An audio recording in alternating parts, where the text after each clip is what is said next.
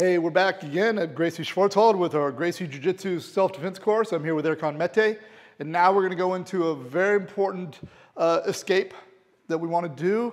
You'll use this a lot in no-gi grappling. I use this all the time, and you'll use this, of course, in self-defense.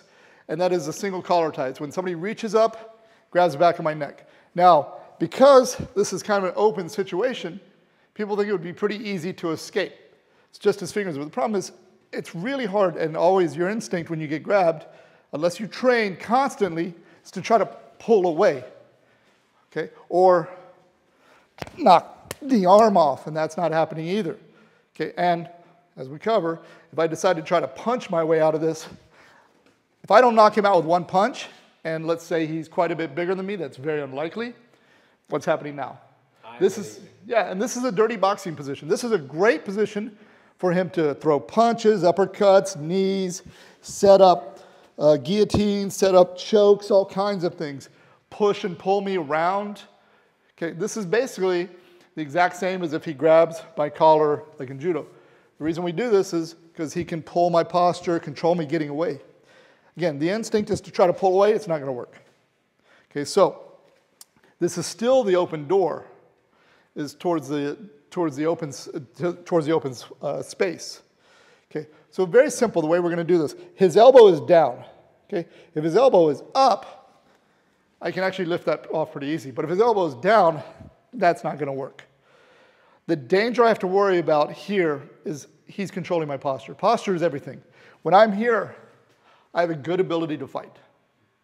Right? Once I start getting bent over, I have very weak ability to fight. This is, if you learn nothing else from the standing self-defense, do not get your posture broken down. I see so many BJJ people. I'm really well known for guillotines. It's not because I have crazy setups. It's because BJJ people, by and large, are really sloppy about their head posture. They'll just come out, their head's kind of sloppy down, and that's just guillotines all day. Okay, they may keep it up for a couple seconds, but eventually they get lazy, drop the head. Okay, so in this situation, as soon as he grabs my head, I want the bottom of my skull and the top of my back here, that space to be as small as possible. So I'm here, okay? Now, if he's strong, he can still break me down. So I'm going to take my hand, make a C-clamp. I'm going to come right under his tricep, okay? Because in order to pull me down, he's got to get his elbow to his body. Okay, so when I do this, pull your elbow down, here. Okay, I'm making it hard. I can also frame this way if I need to, pull down. But I want to have some sort of frame. I don't want to come here and start doing this here. Okay, so I come in, short neck, control. I can be monitoring this arm if I'm having to worry about punches. Here. Okay, so really important, first we always get to the proper position. We fight out of a position of strength. I don't want to be here, bent over, trying to do stuff here. Okay? If he does get me pulled down a little bit, I control, walk in a little bit. Controlling here. Now, very simple. First, we're going to learn this without the hands, right? Because a lot of the best mechanics, your body doesn't work. Why? It's much more powerful, right? Your hips and shoulders. But people tend to try to do all the work with the weakest structure they have, which is their arms, right? Arms weaker than legs, legs weaker than back. So fight with the back as much as possible. So with his elbow down, I'm not going to block right now. I just want to show you guys. I'm going to shrug my shoulder up. Okay, this does a few things, kind of locks his hand in place and makes sure that I'm above his elbow. Now, all I want to do is I want to turn my body so I'm looking. I always tell everybody, imagine he's looking over his shoulder, over my shoulder, and I want to see what he's looking at. I don't go like this. I turn my whole body. Okay. Now, one of the mistakes people make is they start here and they duck. They don't turn far enough, and they're ducking. They're trying to push. Turn all the way. You'll see hand stays. The hand's staying, the hand's staying, the hand's staying. Then when I get there, loose. I did it slow. But if I go here, hold on tight, I get stuck about here unless I go the rest of the way, okay? Do not duck as you do this. Don't compromise your base. Don't compromise your posture. I go here, I lift my shoulder, I turn, here. Now notice I stayed in place. Another mistake people make is they'll step kind of out to the side and try to do it. Well, now I'm putting no pressure into his elbow. Okay, if I go like this and try to do it, it doesn't work. I actually want to turn almost into him. I don't need to step, but I kind of drive into him like I'm throwing a right hook at his body. Boom, here. Okay, so we're here. I lift my shoulder. I control so he doesn't pull me down. Here. Now once I go, I can frame underneath so he still doesn't pull me down, and it helps my shoulder push the elbow through. Sometimes I'll roll my elbow. Here. Okay. Don't look down at the ground. What happens when you start looking down at the ground? Where are you strong? Where you look at. Right? I don't want to be strong looking at the ground. Yeah. Okay, so I come, I control, come here. A variation, if the guy's very strong, is as I block, I'll slide up, C-clamp his elbow, drive it in as I turn my body. Okay, this is especially kind of good from a more, when I used to bounce, kind of situation where I can get behind this elbow, turn into me, turn back in, turn back in. Once I control the elbow, I can control where he goes. Okay, so I come here. First, he secures. He's got good head posture. He lifts his shoulder. He turns all the way to see what I'm looking at. Here. Okay.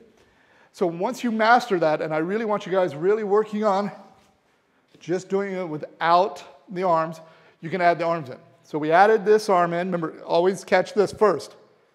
You got to do this because if he snaps me down before I get, now I'm fighting out of position. You should make that an instinct. Here, okay? I can secure and block. This hand I can use to help and to catch.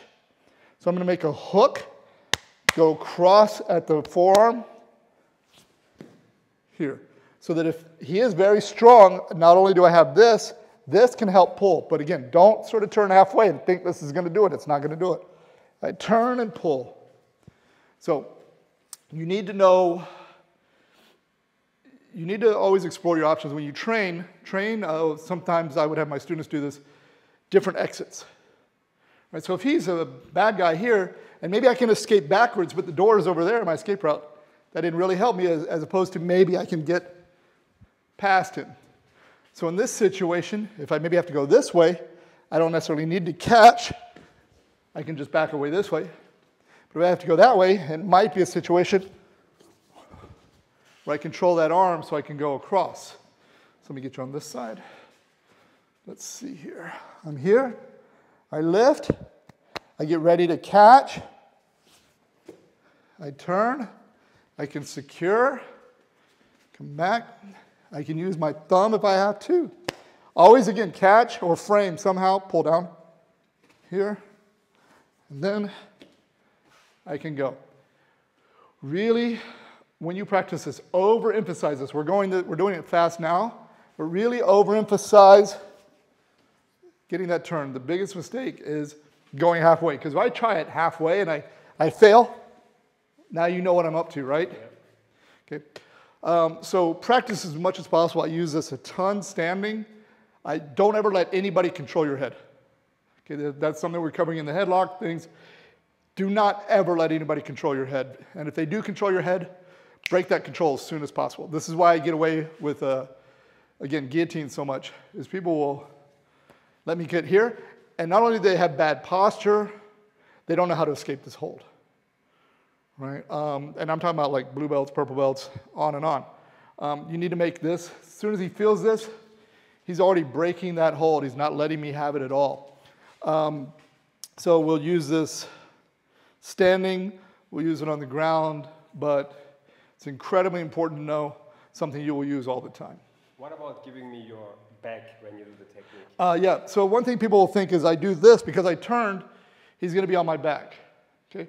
But you'll notice when I turn, his arm is over there. Now, I'm not going to stand here unless I turn to run, right? There may be a situation where I go and go. But take my back. Take my back. Take my back.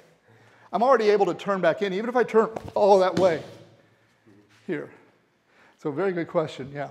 So I'm not going to turn and just stand here. Okay, but because his arm has traveled on that side, in fact, what's most likely, especially if I catch this, is I'm on his back. Okay, this is one reason we use this all the time. You'll see later, it's going into 2-on-1s, other controls. Okay, so we use this all the time, no gi. Practice this as much as possible. Do not duck.